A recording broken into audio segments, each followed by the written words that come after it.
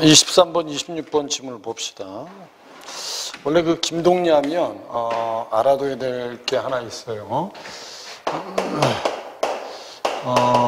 김동리 하면 가장 유명한 소설은 사실 이 소설이에요. 이 소설 영마. 이 영마라는 소설이 원래 교과서에 많이 들어있습니다. 문학 교과서에. 이 영마는 여러분 뭘 뜻하냐면 개인과 운명의 갈등을 다룬 작품이야. 이 역마살이라는 게 대부분 한 곳에 이렇게 정착하지 못하고 이렇게 떠돌아다니는 운명이거든. 그래서 여기 이제 성기라는 아이가 등장하는데 역마살이 있는데, 마지막에 이제 운명을 극복하지 못하고 자기 운명에 순응한다는 내용으로 돼 있어요. 알았죠? 이거 나중에 이제 배우게 되는 작품 중에 하나입니다. 그 다음에 그 등신불은, 이 작품을 이렇게 딱 보면 첫 번째 우리가, 요거는 좀 알고 있어야 돼요. 무슨형 구성으로 되어 있다? 액자형 구성으로 되어 있다. 이 정도는 알고 있어야 됩니다. 읽고 나면 이게 느껴져야 되고. 그 다음에 이 소설에서 가장 중요한 주제는 뭡니까? 그러면 이렇게 알아두시면 돼요. 번뇌의 종교적 승화다. 이 종교와 관련이 있는 소설들이 몇 작품이 있거든요. 그런 작품 중에 하나다. 이 번뇌를 종교적으로 승화한다는 면에서 이 작품하고 상당히 유사해요. 제망매가 알죠? 그죠? 제망매가는 이제 누이 동생이 죽고 나서 그 슬픔을 무슨 쪽으로 극복한 거예요? 종교적으로 극복한 거다. 이런 작품도 좀 알고 있어야 되고. 승무라는 작품이 있어요. 승무가 이제 여승이 번뇌에 쌓여서 춤을 추고 그 춤을 통해서 이제 번뇌를 승화하는. 그런 작품들하고 연관이 있는 작품이다. 이렇게 알아두시면 됩니다. 문제 중에서 대체로 보면 25번 문제를 많이들 틀립니다. 전체적인 줄거리는 이제 이해를 좀 하셔야죠. 원래 소설은 여러분 무슨 문학이라 그랬어요, 선생님이? 소설은 갈등 문학이다. 여기 보면 나라는 인물이 맨 처음에 뭘 보고 등신금부를 봐요. 알았죠? 이걸 보고 뭘 느껴요? 충격을 느낍니다. 충격을. 됐죠? 그리고 나중에 이 등신금불에 대해서 이야기를 듣게 되고 이 이야기를 들으면서 이해를 하게 되는 거예요. 이해를. 이 등신금불에 대해서 이해를 하게 되는 거예요. 이해됐죠? 첫 번째 줄 보세요. 여기. 일제강점기 말이고 학병으로 끌려간 나는 중국의 북경을 거쳐서 남경에 주둔해 있다가 목숨을 보존하기 위해서 탈출하고 시대는 일제강점기라고 돼 있어요. 그리고 불교 학자인 진기수의 도움으로 정원사란 절에 머물게 돼요. 정원사 동그라미죠. 나라는 인물이 학병으로 끌려갔다가 탈출을 하게 되고 자기 몸을 숨기기 위해서 정원사에 간 거예요. 정원사에 갔다가 이걸 본 거예요. 이걸. 알았죠? 등신금부를. 밑에 정원사라는 절에 머물게 된 나는 그곳에서 등신금부를 접하게 되면서 경악과 충격에 빠집니다. 경악과 충격 밑줄. 그것은 부처님이 아니라는 생각을 갖게 됩니다. 그 경악과 충격이 바로 밑에 있는 A입니다. 알았죠? 그러니까 이 A라는 지문이 바로 뭘 나타낸 거예요? 등신금부를 보고 받은 충격. 원래 일반적인 불상이면 뭐 해야 돼요? 그냥 이렇게 얼굴이 좀 부드럽고 좀 자비롭게 생기는 게 일반적인 불상인데 이 등신금불은 일반적인 불상과는 좀 다르다는 겁니다. 그래서 밑에 나도 청운에게서 소신공양이란 말을 들었을 때 몸을 부르르 떨었다가 바로 뭐에 해당하는 거죠? 충격을 받았다 이런 뜻입니다. 이해됐죠? 이런 걸 직접제시라고 합니까? 간접제시라고 합니까? 그렇지. 이런 것들은 간접제시인데 이런 걸 꼭 써가지고 외운다는 건 말이 안 되는 거야. 알았죠? 시험에 나올 때 구별하는 능력만 있으면 돼요. 그러면 그럴 테지. 나는 무슨 뜻인지 이렇게 중얼거렸습니다. 그리고 잇따라서 눈을 감고 합장을 올렸습니다. 나미아비탑을 나의 입에서는 나도 모르게 연불이 나왔어요. 그 고뇌, 그 비옷, 나의 감은 두 눈에서 눈물이 번졌습니다. 나미아비탑을 나는 발작과도 같은 같이 곧장 연불을 외웠습니다. 이게 충격이야, 충격. 그리고 뒤에서는 뭘 썼겠어요? 이렇게 충격을 받은 뭐를 쓴 거예요? 이유를 쓴 거예요, 이유를. 소설도 분석을 할 줄 알아야 돼요. 알았죠? 이유를 쓴 겁니다, 이유. 이유는 뭐라고 돼 있어요, 밑에. 그래, 나도 처음 배웠을 때 가슴이 뭉클했어요. 이건 뭐 청운이 한 소리겠죠. 그 뒤에 여러 번 보고 나니까 차츰 심상해지더군. 청운은 빙긋이 웃으면서 나를 위로하듯이 말했습니다. 그것은 그렇다 하더라도 나에게는 아무래도 석연치 못한 것이 있었습니다. 소신공양으로 성불을 했다면 부처님이 되었어야 하지 않는가? 부처님이 되었다면 지금까지 모든 불상에서 보아온 바와 같은 거룩하고 원만하고 평화스러운 상호는 아니라도 결국 그에 가까운 부처님 다음은 있어야 하지 않겠는가? 근데 등신금불에는 그게 없는 거예요. 거룩하고 부드럽고 평화스러운 맛은 진해하지 않겠는가? 그러나 금불가게의 가부좌상은 어디까지나 인간이 벗어나지 못한 고뇌와 비연이 서린 듯한 얼굴이 아니던가. 됐죠? 이 등신금불에는 뭐가 들어있는 거예요? 인간의 뭐하고 뭐가 들어있다고 돼 있어요, 거기? 고뇌와, 됐죠? 고뇌와 비원이 들어있다. 결국 인간의 번뇌가 들어있다는 거예요, 여기에. 됐죠? 일반적인 불상과는 다르게. 그래서 내가 충격을 받은 거야. 이해되죠? 그 다음에 그럼에도 불구하고 과거의 어떤 대각보다도 그렇게 영검이 많다는 것은 도대체 또 무슨 일일까? 나의 머릿속에는 잠시 이러한 의문들이 가셔지지 않았다. 더구나 청운에게서 소신공양 성불했다는 이야기를 들은 뒤부터는 금불이 아닌 새까만 숫덩이가 자꾸 머릿속에 삼삼하게 떠올랐다. 이게 다야. 알았죠? 여기까지가 이제 등신금불을 본 뭐를 쓴 거다? 충격을 쓴 거다. 됐지? 그리고 이 충격은 이 뒤에 중략이 있는데 이 중략 뒷부분에 가면 뭐 되는 거야, 이제? 해소가 되는 거야, 이제. 그래. 이렇게 된 등신금불이면 이런 모습을 할 수도 있겠다. 됐죠? 그래서 여기까지를 기준으로 했을 때 여기가 외화고 여기가 뭐라고 보시면 돼? 내화라고 보면 됩니다. 이해되신 거죠? 이해되신 거죠? 자, 봐봐. 자, 그럼 지금부터 내화를 한번 보겠습니다. 원예대사가 나에게 들려준 이야기는 다음과 같습니다. 됐죠? 이게 이제, 나봐. 선생님 봐봐. 이게 이제, 등신금불과 관련된 전설을 누구한테 들은 거예요? 원예대사한테 들은 겁니다. 증거물이 있기 때문에 전설입니다. 알았죠? 전설을 들은 거야. 이것은 물론 1200년간 등신금불에 대하여 절에서 내려오는 이야기를 원예대사가 정리해서 간단하게 전한 것이다. 만적 동그라미죠. 중이 되기까지의 이야기는 대개 기록과 같습니다. 그러나 그가 자기 몸을 불살라서 부처님께 공양을 올린 동기에 대해서는 전에 오는 다른 이야기가 몇 있습니다. 그것을 차례로 쫓아서 이야기하면 다음과 같습니다. 이해됐어요? 뭐 다음과 같은데 만적이 처음 금능 법림원에서 중이 되었을 때 그때 그를 거두어 준 것은 취례 스님이었죠. 취례 스님 됐죠? 그 절에 공양을 맡은 공양주 스님이었어요. 취례 스님이 만적은 취례 스님의 상자로 있으면서 불법을 배우기 시작했고 그러니까 취례 스님이 그에 대해서 일체를 돌봐준 것입니다. 근데 맨 처음에는 취례 스님 밑에서 이제 불공을 배웠겠죠. 그죠? 만적 18살 때 그러니까 법림원에 들어온 지 5년 뒤에 취례 스님이 열반하게 되죠. 열반하게 되자는 죽었단 소리야. 알았죠? 불교에서는 여러분 스님이 죽으면 열반했다고 하는 거야. 열반하게 되자 만적은 스님의 은공을 갚기 위해서 자기 몸을 불전에 헌신할 결례, 소신공양을 결심한 거야. 취례 스님이 돌아가시자. 됐죠? 그리고 밑에 만적이 그 뜻을 법사 운봉선사에게 아뢰자. 운봉선사는 만적의 그릇됨을 보고, 그릇됨이라는 건 인물됨이지, 인물됨. 여기서 잘못했다는 게 아니고 이 그릇 옆에 한자가 뭐니? 그릇 기자다. 알았죠?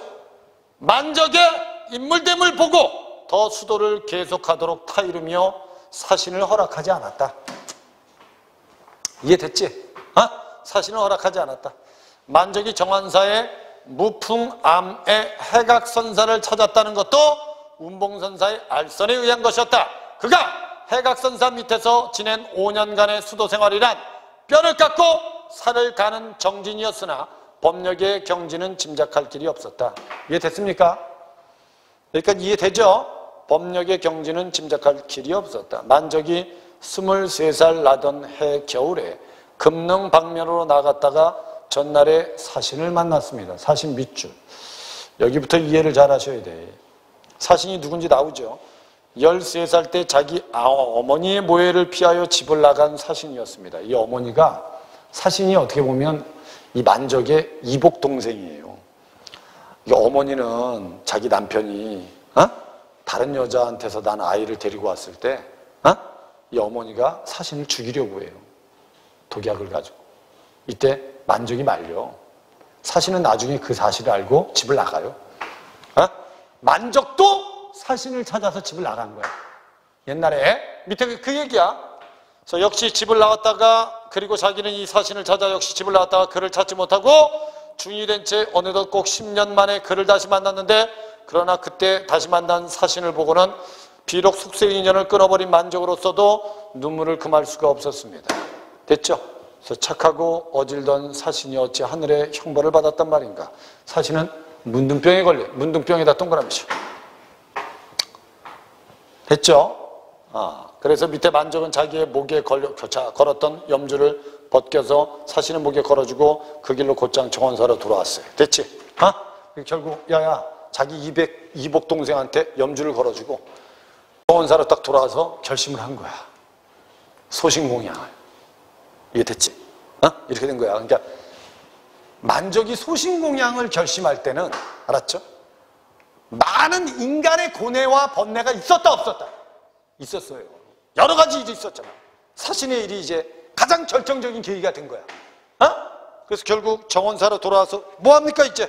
그때부터 만적은 화식을 끊고 말을 잃었습니다. 이듬해 봄까지 그가 먹은 것은 하루에 깨 한 접시뿐이었습니다. 목욕제기도 하고요.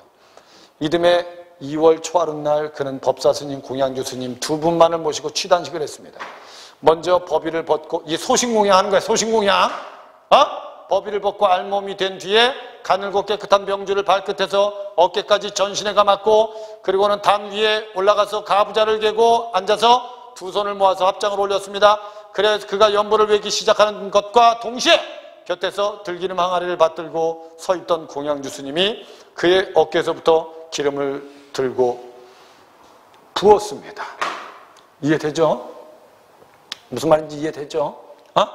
그리고 밑에 기름을 다 붓고 취단식이 끝나자 법사 스님과 공양주 스님은 나가셨어요. 그리고 기름의 결은 만적은 그때부터 한 달 동안 단 위에서 움직이지 않았어요. 가부좌를 견 채 결국 합장을 한 채 숨쉬는 화석이 되어가고 있었습니다. 됐지? 나봐. 그러니까 결국 단 위에 이렇게 앉아서 이렇게 합장을 하고 온몸에다가 흰천을 감고, 알았죠? 거기에 이제 들기름칠을 한 거야. 이해됐지? 이게 소신공양 과정이야. 알았죠? 소신공양 과정. 그 다음에 1회 한 번씩 공양주 스님이 들기름 항아리를 안고 장막 안으로 들어오면 어깨에서부터 다시 기름을 부어주고 돌아가는 일 밖에는 누구도 이 장막을 엿볼 수가 없었어요. 이해됐죠? 이렇게 한 달이 찬 뒤 이날의 성스러운 불공이 참여하기 위한 사람들이 모이기 시작했죠. 됐죠? 스님들도 모이고 선남 선녀들도 모이고 정원사 법당 앞들을 메웠습니다. 대공양 50초 밑줄. 오시면 언제냐면 오전 11시에서 1시야.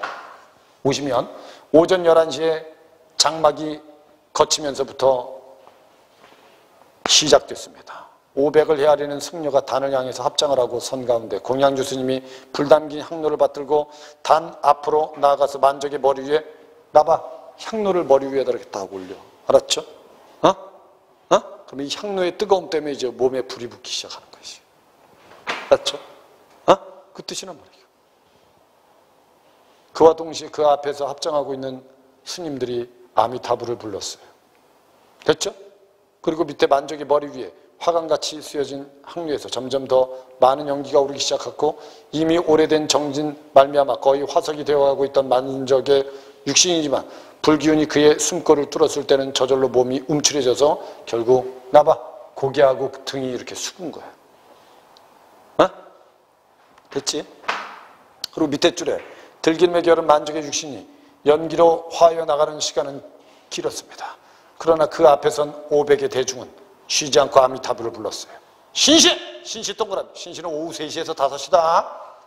오후 3시쯤 말이니까 한 5시쯤 됐겠죠. 갑자기 비가 쏟아졌어요. 그러나 웬일인지 단 위에는 비가 내리지 않았어요. 만족의 머리 위로는 더 많은 연기가 오르기 시작했고 연보를 울리던 중들과 그 뒤에서 구경하던 신도들이 신기한 듯이 눈이 휘둥그레졌고 만족을 보았을 때 미추가 그의 머리 뒤에는 보름달 같은 원강이 있었다. 무슨 적이니 이거? 비현실적 장면이죠. 이게 전설이니까. 이해됐죠? 그럼 중심 내용이 뭐겠어요 여기서? 결국 내화의 중심 내용은 뭐죠? 내화의 중심 내용?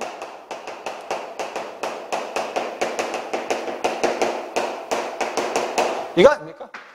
만족의 소신공양. 됐죠? 결국 만족의 소신공양 때문에 이게 만들어진 거예요. 이해되죠 이제? 이유를 다 알겠죠?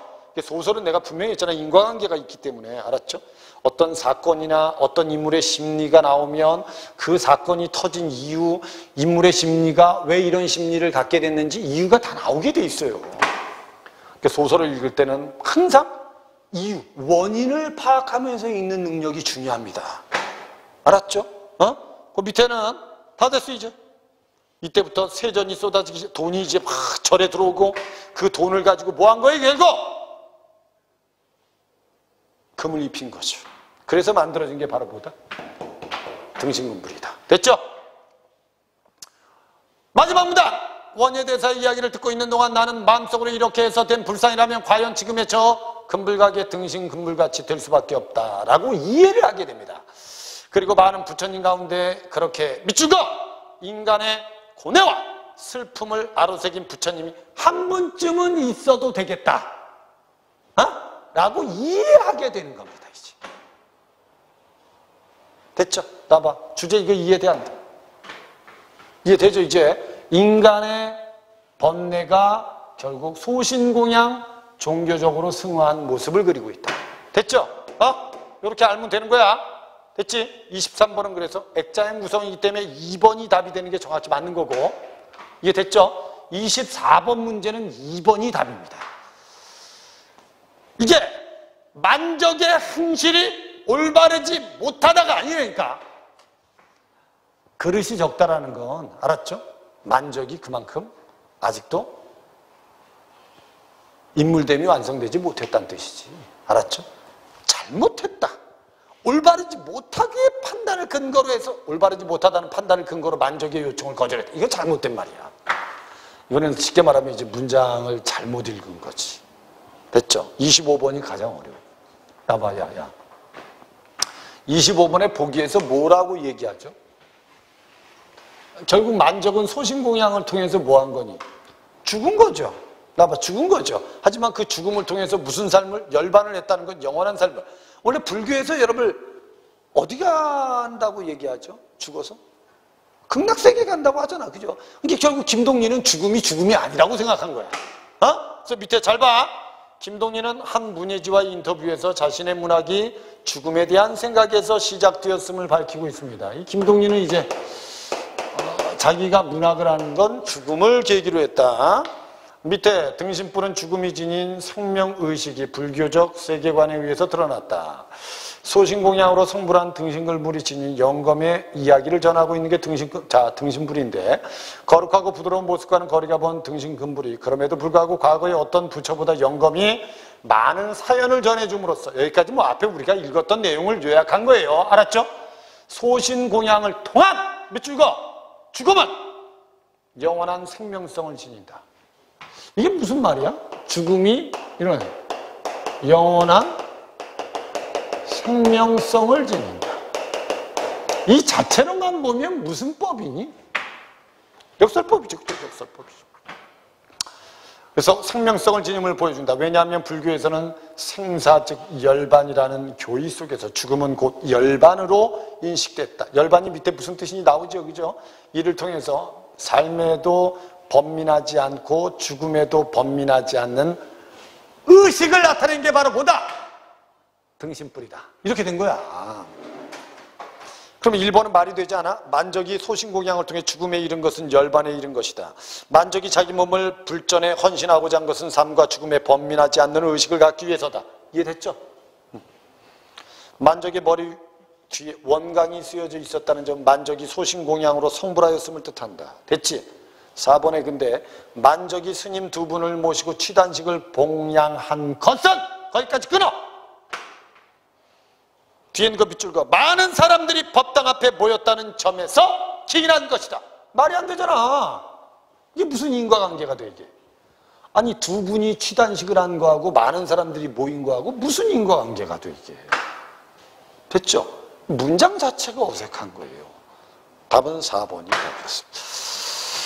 됐죠 이제? 됐죠? 뒤로 옮겨. 26번 문제는 1번이 답입니다. 그래서 이해됐습니까? 원래 이 작품이 원래 잘 안 나오는 작품입니다. 그러니까 원래는 김동리 소설하면 역마라는 작품이 가장 중요한 작품이고, 알았죠? 무녀도라는 작품도 있긴 있어요. 알았죠? 근데 선생님 보기에는 이 등신불은 옛날에 교과서에 실렸다가 요즘 잘 교과서에 등장하지 않는 작품 중에 하나예요. 그래도 어느 정도는 작품의 주제에 대해서는 이해를 좀 해두는 게 좋다. 이해됐지? 이해됐죠? 여기까지 하겠습니다.